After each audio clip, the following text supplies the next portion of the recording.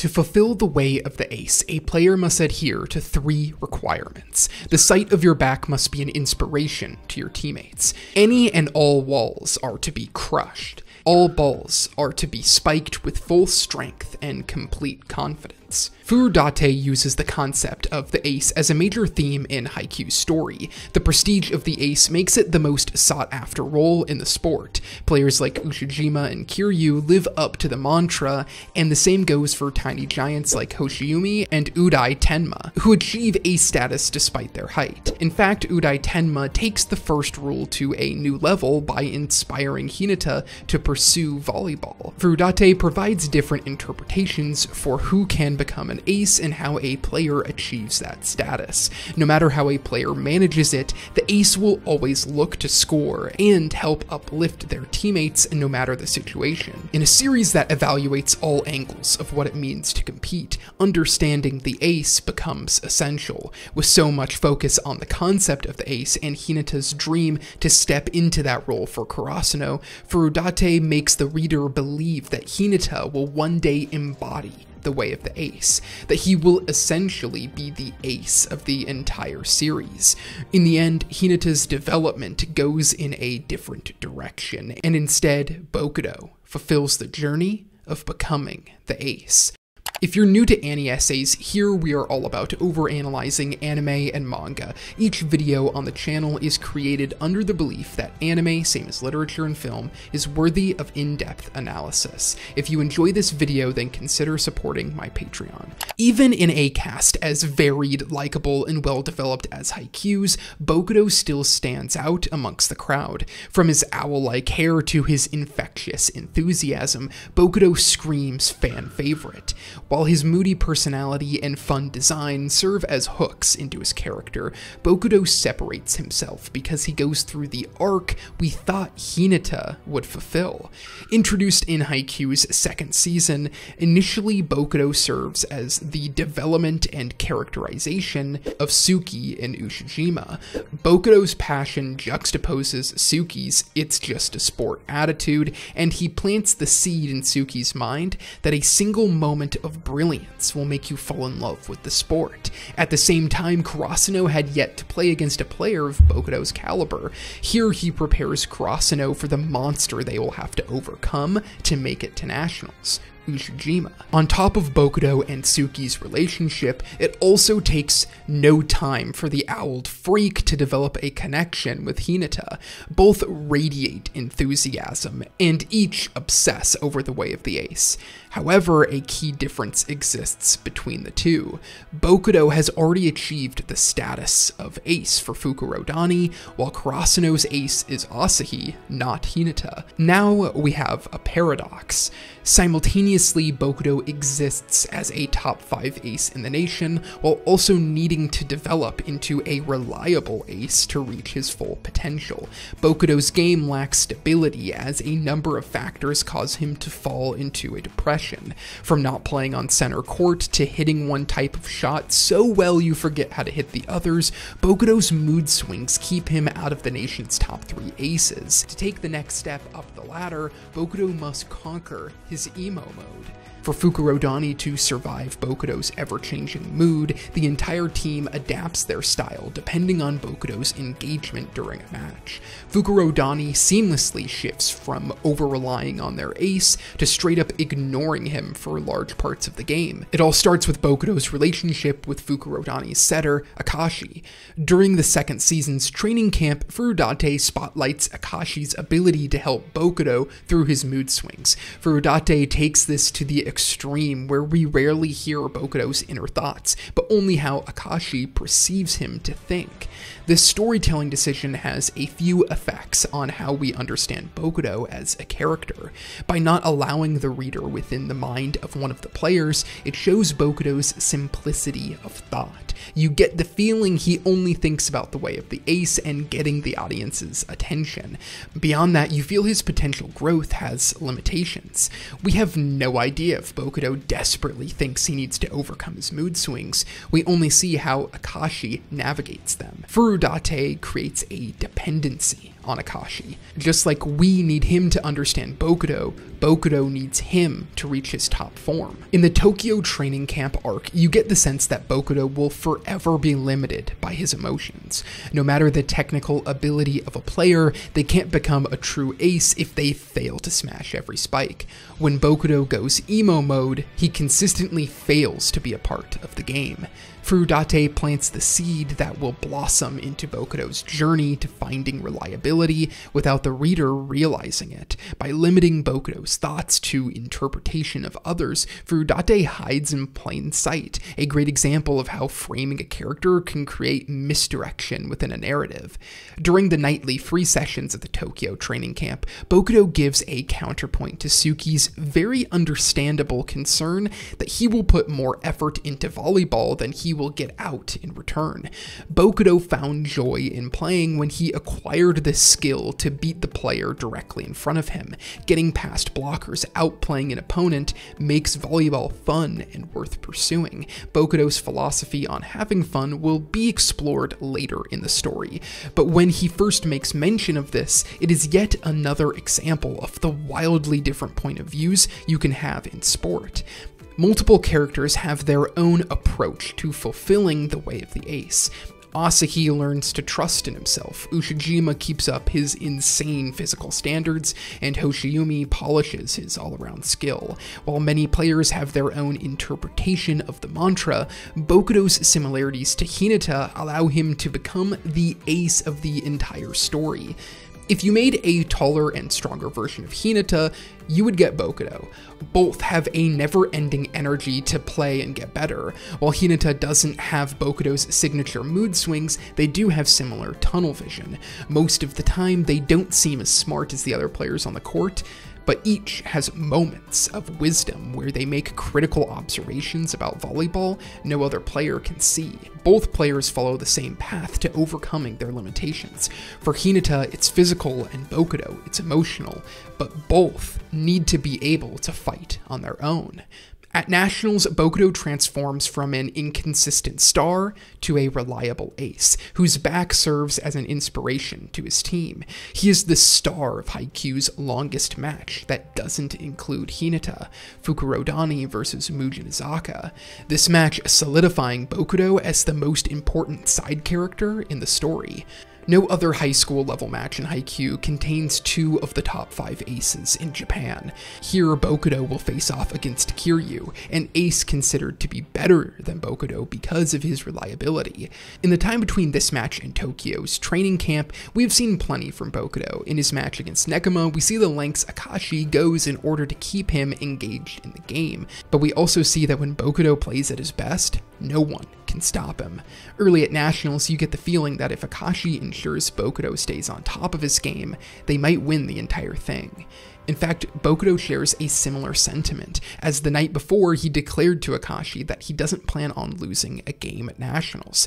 Directly before the start of the Mugen Izaka match, Bokuto makes another declaration, that he will solidify himself as a one-of-one player, the best ace in the country, but also a player whose style cannot be replicated. This moment for Furudate chooses to bring the reader into Bokuto's mind, and it signals there's a change in the air for him. Despite his proclamations, Fukurodani struggles in this match, and Kiryu steals the show early.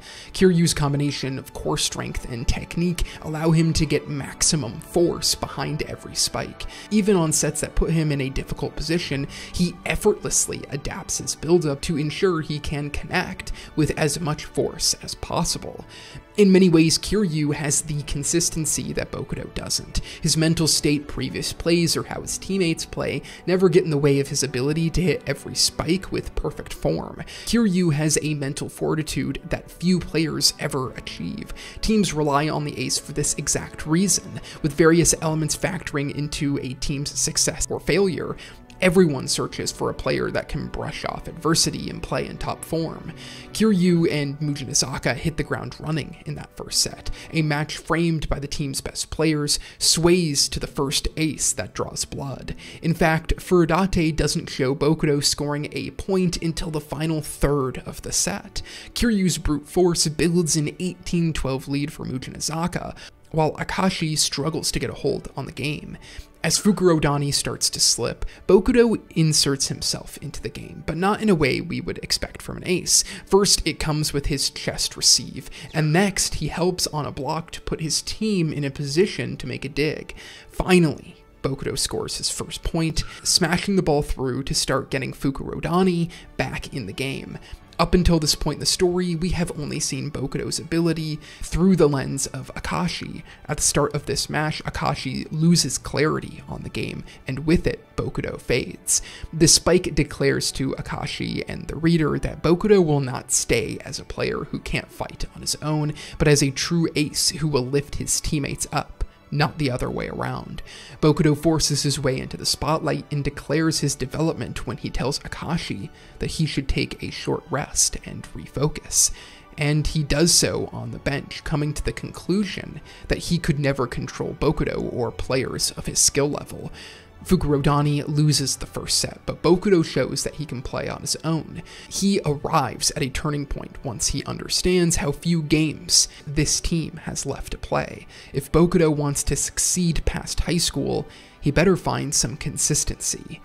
When it comes to an athlete's mortality, aging gets the headlines, but I bet poor fit has claimed more careers. The conflict of the team versus the individual plays out consistently in Haikyuu. A player like Hinata worries that if he doesn't evolve his playstyle, he won't fit into the next team he plays on. Merging a player's style to ensure team success can risk slow individual growth. So if a player becomes accustomed to his teammates making the game easier, then it becomes likely they will have a hard time in a different situation. All athletes, coaches, and teams must reconcile that fact. For Bokudo, he shows you can often have it both ways. His teammates lift him up to a certain point, but one day Bokudo learns to fight on his own.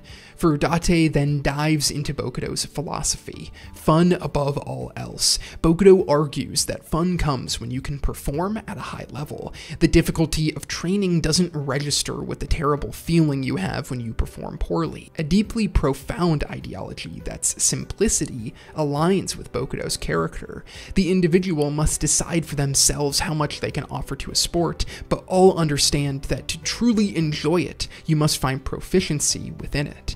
One of society's greatest fears is the worry you will never find a career or activity you actually enjoy.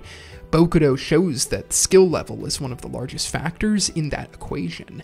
All of the most talented players in Haikyuu deal with similar feelings of isolation. For Bokudo, his work ethic separates him from his teammates. The further up the ladder you climb, the less people you find still climbing it with you. In spite of that, no matter how good you get, how many players you surpass, better ones will find you. Bokudo's declaration at the end of this match that it's about time he became just a regular ace for Fukurodani comes as he cements himself a step above Kiryu. Bokudo will no longer allow his ever-changing mood to limit him from being the star of the show. He will smash every ball that comes his way, but what sets him apart from Kiryu and all of the other aces we see is how he inspires his teammates to do better. Kiryu will strike every ball without question, and arguably looks the typical view of the ace more than Bokudo. Kiryu is the unquestioned leader of his team, but his insane technique has allowed for his teammates to stop evolving and pushing themselves to greater heights as they overly rely on Kiryu to cover their mistakes. Bokudo demands more of his team. They help him overcome his biggest weakness, and he does the same for them. Bokudo's presence inspires other players to challenge him in a way that Kiryu has yet to reach. Bokudo's quality lifts Fukurodani over Mujinazaka. During the match, Bokudo transforms into a regular ace, a monster that gets his teammates, viewers, and opponents alike excited about the idea of playing volleyball.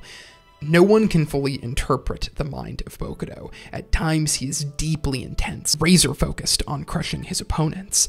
At others, he acts selfishly, only thinking about having the spotlight.